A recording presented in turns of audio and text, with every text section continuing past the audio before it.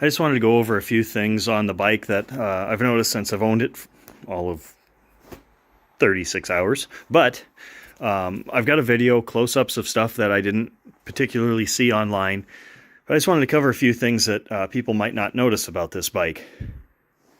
So one is the front fender design actually protects your forks from all the debris that could get on it and up into your seals. Now, if you're a short rider, like if you're under 6 foot tall, you might have an issue with this bike. I'm 6'3" and I can flat foot it just fine, but with these upside down forks, is what they're called, you can't really bring them up in the clamps because they're tapered, so that's going to limit how far you can bring the front down.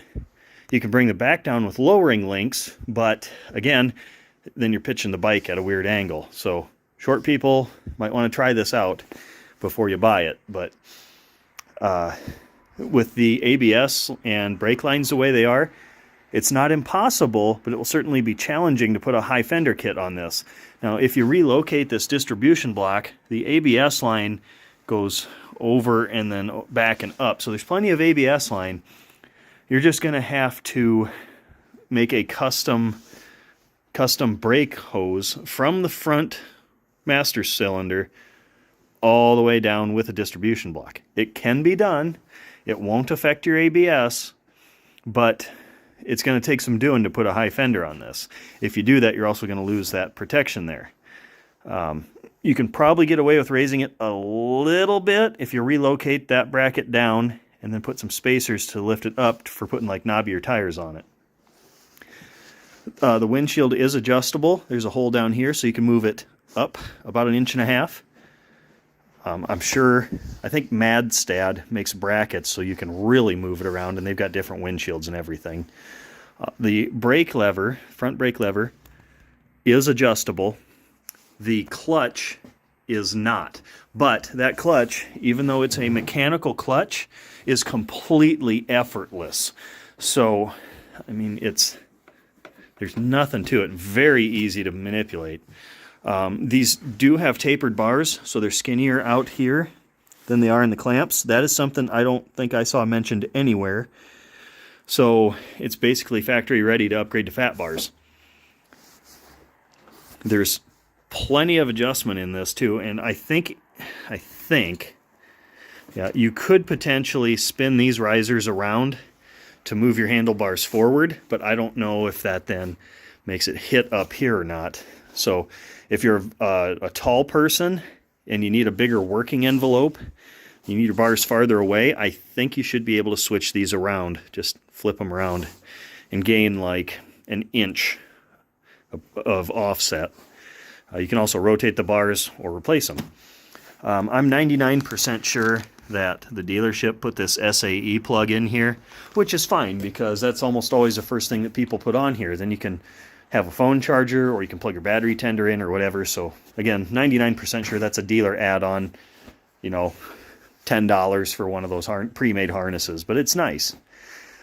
The brake pedal here is steel, so you can bend it back on the trail if you need to. This tip is a thin material, so I'm thinking the tip is sacrificial, so it doesn't bend anything back here. But because it's steel, I won't carry spares on the trail. Almost every farm around's got a welder if you really need it. Since we're on those controls, over on this side, you can see the shifter is mounted to this tab off of the frame, and that's welded back here. So if that gets bent, you're going to have to bend it back. And this is kind of hanging out in the breeze, so what I'm probably going to do in my emergency spares and toolkit for long adventures, I'll bring an extra shifter and linkage, because the actual shifting actuation happens way up here by the coolant fill, which is kind of goofy, but I mean, it's fine. It's just different. I haven't seen one like that. This front sprocket cover, I might end up 3D printing one just so I can see the sprocket in there, so it's not packing up with mud or anything. But not a lot to get snagged on here, but one of the major shortcomings of this bike is you can see there's no frame from here down around the bottom of the engine. So that sump is also hanging pretty low. The engine is a stressed member, meaning it is a part of the frame. It is structural, where a lot of bikes have frame all the way underneath and it's just slapped in there. The engine mounts here, and it mounts right there, and it mounts right there. So if you get a skid plate for this, what you're going to want to do is get skid plates that mount either where this exhaust mounts to the frame or where the engine mounts to the rest of the frame, because those are the strongest points. If you get skid plates that use these case bolts, they're a gravel guard at best. If those case mounted ones take a solid hit, you better hope the brackets bend and it doesn't get into the oil sump, because if it transfers that energy into the engine, which it will, you could break the side of your engine, or you could break the central cases of your motorcycle, and then you're in big trouble. So try and get something frame mounted like the T-Rex skid plate that I'm getting, which protects the head pipes and the oil filter and the sump, or the Rally Raid Products one, which is frame mounted and protects the oil filter and the sump. It just doesn't protect the head pipes like the T-Rex one does, but it's a solid product. So those are the things I noticed about the bike immediately. Oh, one more thing.